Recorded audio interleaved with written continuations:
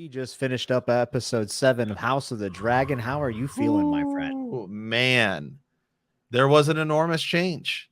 All the people that said there was a big change, there definitely was. We will have to get to that with Leanor. Theory, he could still be alive in the books. I think his body is collected. We don't know in what manner his body is collected by the sea snake, but he offers a ridiculous prize to anyone to bring Carl back.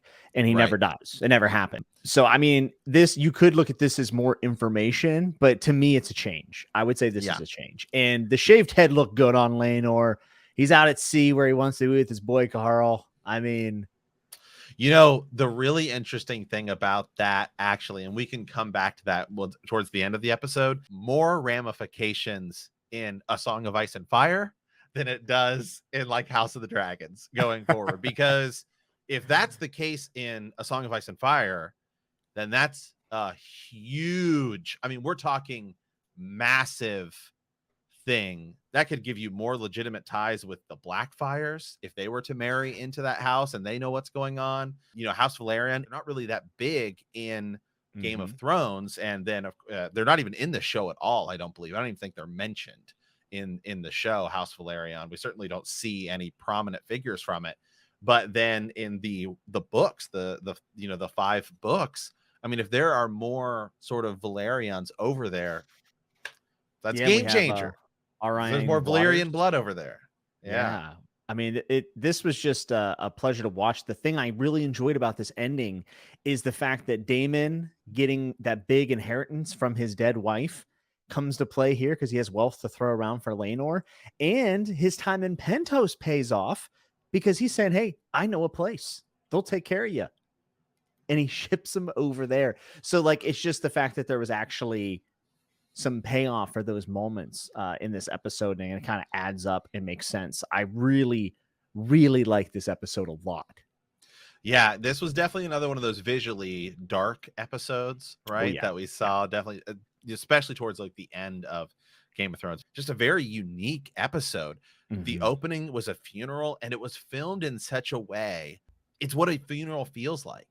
Is awkward. People are standing around, tension. Yeah. It's weird. If you've ever gone to a funeral, it is just God, especially for somebody, you know, who you don't necessarily really know. Obviously, then it's just like heartbreaking and sad. But, you know, sometimes you go to a funeral where you just kind of know you kind of know somebody, and it's just God, it's just like it's just a weird thing. You kind of just bounce around to people and talk, but that's kind of what it felt like. I mean, so it definitely captured the vibe like of a funeral. Yeah, and it had a cooler tone actually with the colors on this episode as well. And when the funeral was happening, they showed the dragons at first circling the funeral, and then the whole time you could hear them rumbling.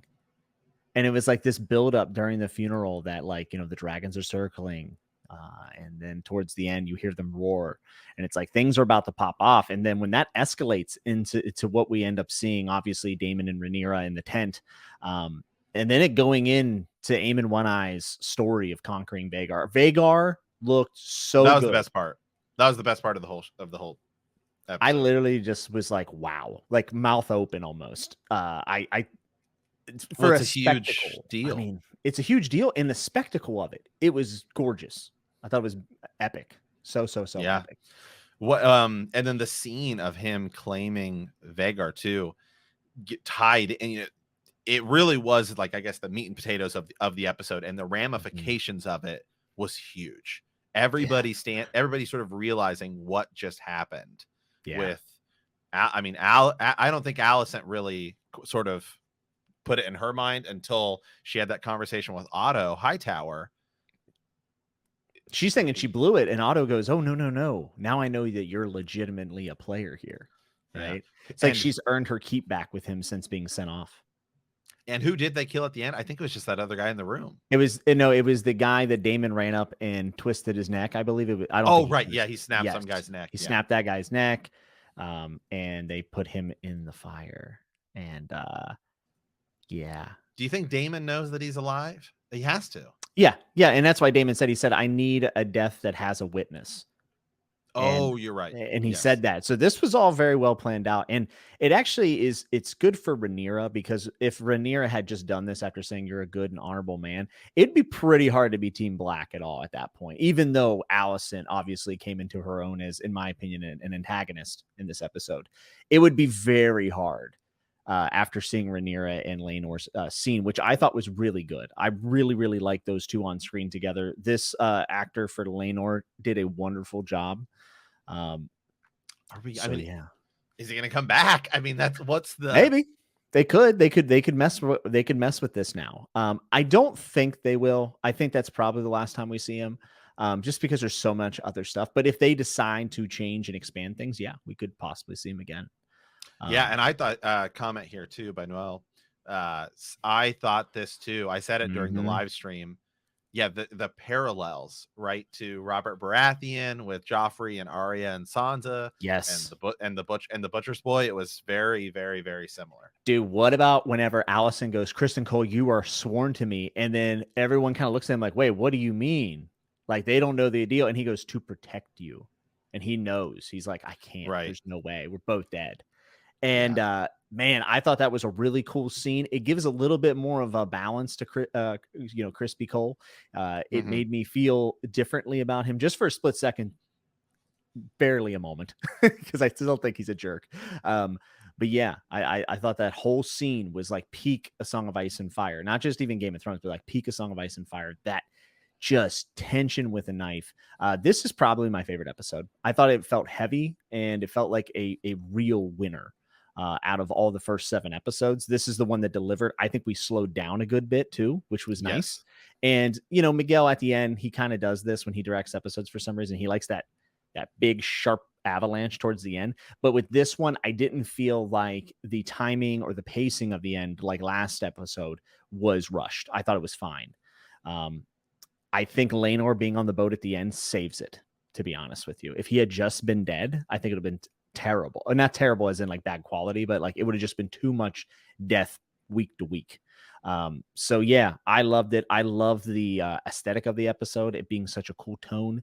And you're right, the music matched so well. And even Aemon's, like, I got a little bit of that fantasy like wonder whenever I saw Aemon riding the dragon. And then when he lays down the line from the books where it's like, we lost an eye, but we gained a dragon.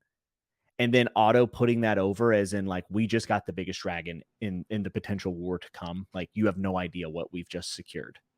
And yeah, you didn't just get any dragon. You got Vhagar, dragon, which is essentially the second most powerful dragon ever. She looks so cool.